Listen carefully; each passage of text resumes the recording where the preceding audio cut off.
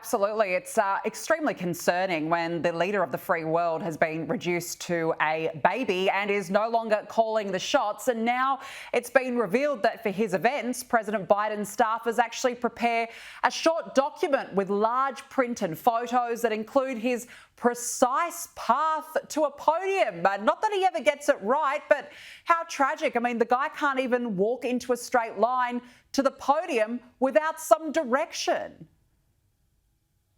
But here's the irony of all, okay? So Axios, I'm happy you flagged Axios. Axios is a liberal Google-funded outlet here that is in the tank for Democrats.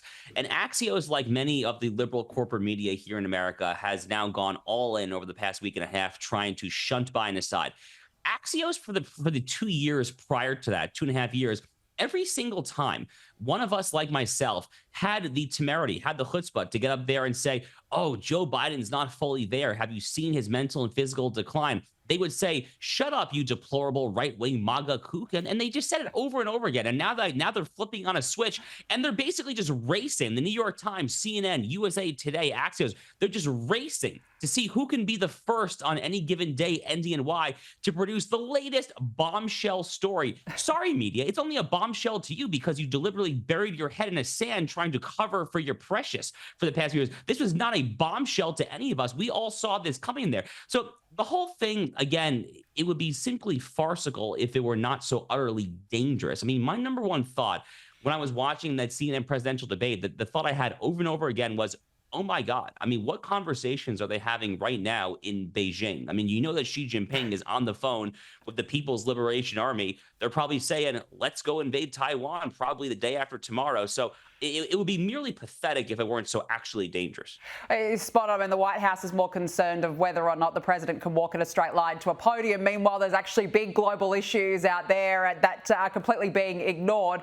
Now, a former Obama advisor, Van Jones, has suggested that Vice-President Kamala Harris is effectively being positioned as the party's de facto nominee, regardless of President Joe Biden's official status in the race. I mean, talk about desperation. Kamala Harris has been one of the most unelectable people in Democrat history, and yet she's the de facto.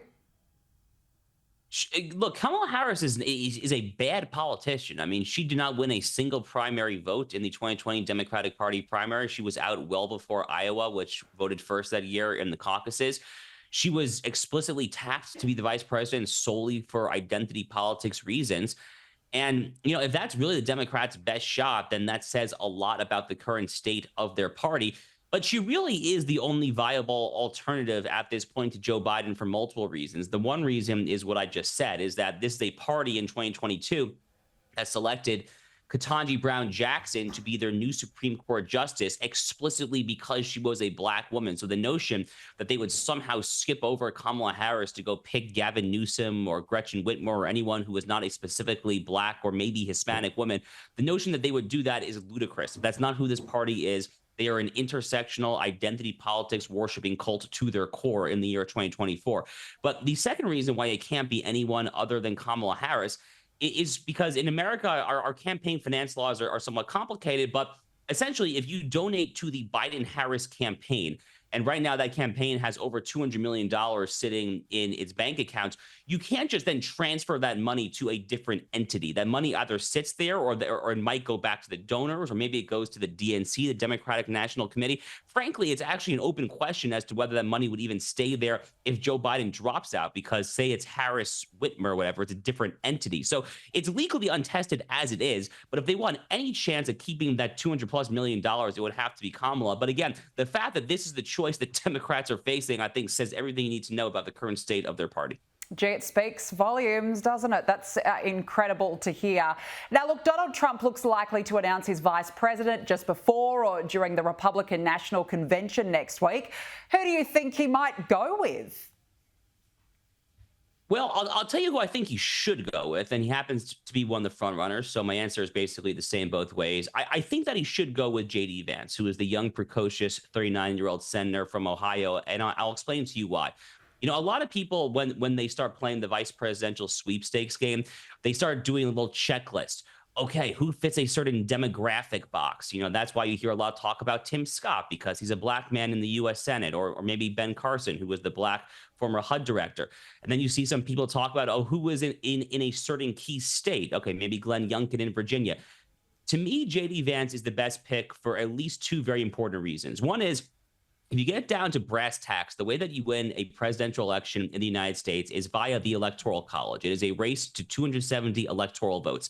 Right now, Donald Trump has a commanding lead in essentially what we call the Sun Belt down here. That's Nevada, Arizona, North Carolina, Georgia, all of the warmer weather states, where it's still sometimes within the margin of error, not always, but where it is still sometimes within the margin of error in the polling is the Rust Belt. So Wisconsin, Pennsylvania, and Michigan specifically. Trump's going to have to win at least one of those three. Now, he's in good shape right now, frankly, in all three, especially Pennsylvania, but that's really where you want to double down. That happens to be JD Vance's core base right there. He's a guy from Ohio who wrote a famous book called Hillbilly Elegy. He speaks to white working class voters in the Rust Belt better than anyone currently on Trump's list. And the other reason why I think he's the best pick right now is because, as I mentioned, he's a very young guy. He's 39 years old. He speaks to the discontent that millennials and Gen Z have to the boomers who have spent like drunken sailors, who have been trying to march all around the world, invading countries to no avail and so forth. And at a time when Democrats are currently hemorrhaging youth support as it is, I think JD Vance can only solidify that exodus of young voters from the Democrats to the Republican Party.